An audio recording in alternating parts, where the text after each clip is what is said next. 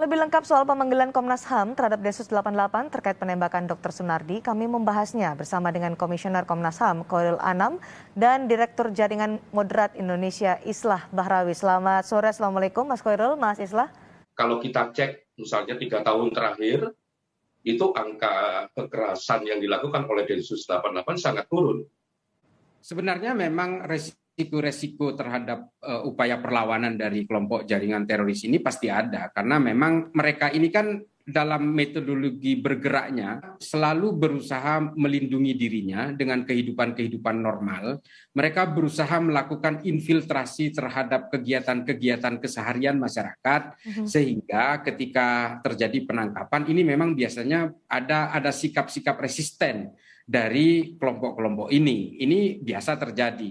Nah, cuma memang resistensi ini terkadang bersifat lembut, ada juga yang bersifat frontal, seperti yang dilakukan oleh Dr. Sunardi ini.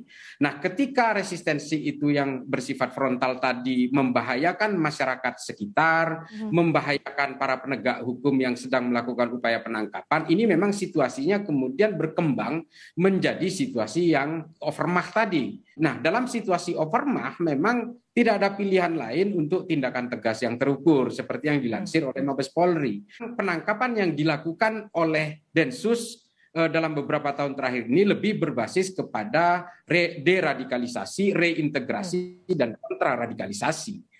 Jadi mereka ini ditangkap untuk disadarkan, bukan lex talionis, bukan karena dendam kemudian mereka ingin disakiti. Kalau menurut saya, ini dalam situasi apapun, apalagi ini menghadapi kejahatan transnasional, ini secara kacamata awam ya, yang dihadapi ini sebenarnya adalah orang-orang yang merasa berjuang atas nama agama, yang orang-orang yang menurut mereka siap mati misalnya.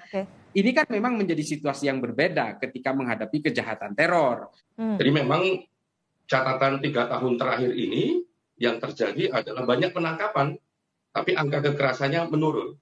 Karena memang penangkapan itu diorientasikan kepada program deradikalisasi, program integrasi, dan sebagainya.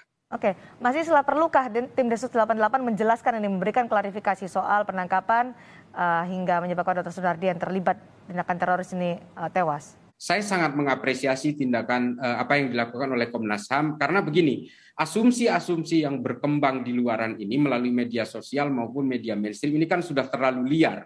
Dan ini sesuai dengan tujuan dari Komnas HAM agar peristiwa ini menjadi terang benderang, itu saya sangat sepakat. Tapi bagaimanapun situasi overmah ini kan penegak hukum ini sebagai manusia biasa kan punya hak untuk mempertahankan kehidupannya. Nah, ini yang harus kita pahami, dan saya meyakini bahwa dari pihak Densus 88 pasti didukung oleh data-data yang kuat, termasuk rekaman-rekaman video, termasuk kesaksian-kesaksian dari masyarakat yang menyaksikan secara langsung ketika peristiwa itu terjadi, termasuk dari gelar perkaranya sendiri. Dari mana kok tiba muncul nama Dr. Sunardi? Ini kan pasti pengembangan dari kasus-kasus sebelumnya, dari penangkapan-penangkapan sebelumnya, dari bagaimana Hilal Ahmar ini secara legalitas kok dilarang di berbagai negara. Bagaimana mereka bergerak di bawah permukaan. Kalau orang-orang awam pasti melihatnya ini seolah-olah kehidupan Dr. Sunardi ini kan normal-normal saja. Tapi ini kan metodologi terorisme. Memang seperti itu.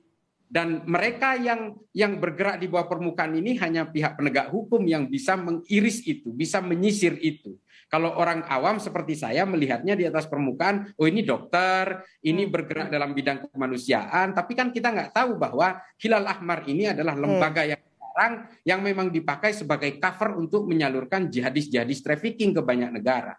Ya, ini memang penting ya, karena memang ini menyangkut nyawa manusia bagaimanapun. Tapi kalau melihat konsep dari penanganan Densus, cegah dan tindak Densus dalam beberapa tahun terakhir, ini memang Densus sangat mengacu kepada bagaimanapun terorisme ini adalah kejahatan pemikiran. Ini Pak Kadensus di berbagai media artinya tidak bisa dihentikan dengan peluru, tapi bisa dihentikan dengan moderasi agama dan edukasi kebangsaan lainnya.